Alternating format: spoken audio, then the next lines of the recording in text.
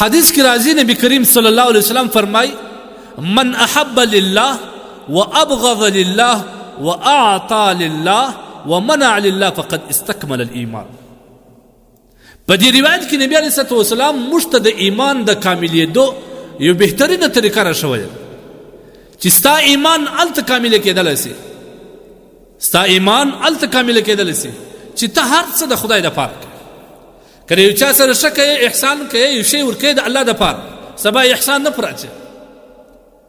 د یو چا سره محبت کوې د لالچ او د تمې په خاطر نه، کار دې په بند دی د دې دپاره مینه او محبت ورسره کوې په دې خاطر نه، بلکې د الله جل جلاله دپاره، د الله د رضا دپاره د هغه سره محبت کوې چې دا یو متقي پرهیزګاره سړی دی، یو دینداره سړی دی، ما ته خوند کوي زه د سره محبت کوم، دا ته وایي د الله دپاره محبت. وابغض لله، د خدای جل جلاله دپاره د یو چا څخه بد وړل، د هغه سره بغض و عناد کول. مطلب د کافر سره، د یو یهودي سره ته بد وړې، په دې خاطر بد ځینې وړې چې دا د خدای دشمن دی، د الله بد ځینې کېږي. دې ته وایي وابغض لله ومنع لله، د یو چاته د یو شی په دې خاطر نه کوي ور چې الله سبحانه وتعالی راضي کړم، که ده ته ورکړم الله سبحانه وتعالی نه راضي کېږي، الله راڅخه خفه کېږي. په دې خاطر باندې چاته یو شی ورکړي چې الله راضي کړم، او په دې خاطر دې د یو چا څخه منع وکړل، یو شی دې نه ورکوي هم د الله د رضا لپاره، په دې پوه سه چې ته ستا ایمان کامل دی، مبارک دی د ایمان سره.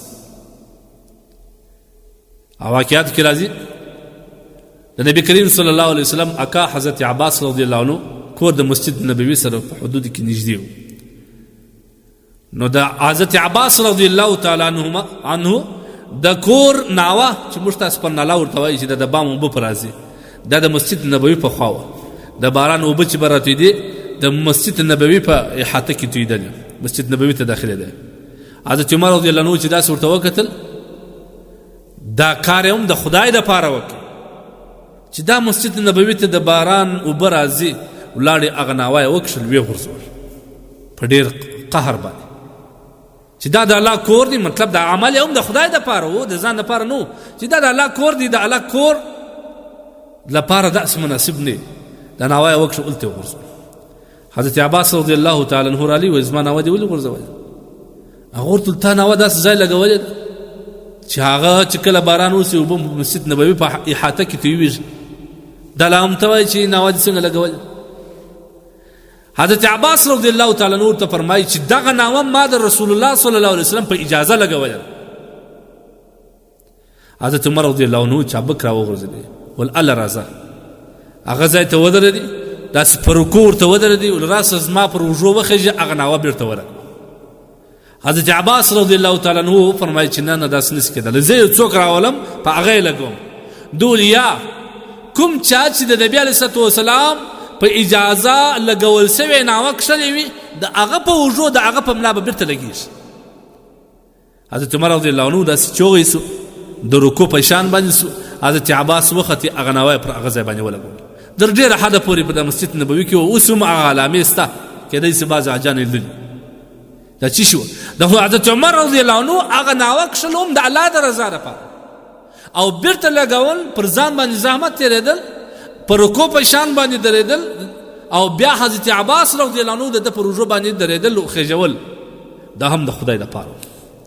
انسان باید هر عمل د خدای دپاره وکړي، خپل شخصي تضاد، خپل شخصي مفاد په خاطر به یو عمل نه کوي، بلکې هر کار به د الله دپاره کوي. که تا د یو چا سره احسان وکړي، سبا به پر هغه باندې چیش نه اچوې، احسان به نه اچوې چې ما خو خبره ته داسې کمزورې ما راپورته کړه.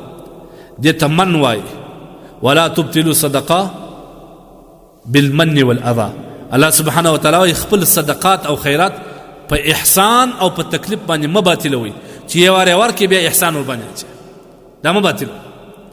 او محبت ته یو چا سره کوې په دې خاطر باندې چې وروره زه د ده سره نور کاروبار هم نه لرم، هېڅ هم نه لرم، بس دا سړی د الله سبحانه وتعالی یو فرمانبرداره، یو عبادت گزاره، یو متقي سړی دی، زما په دې وجه د ده سره جوړ ده. یو ښه عالم دی، یو ښه مسلکي دی، یو ښه تبلیغي دی، زما په دې وجه د سره جوړ ده.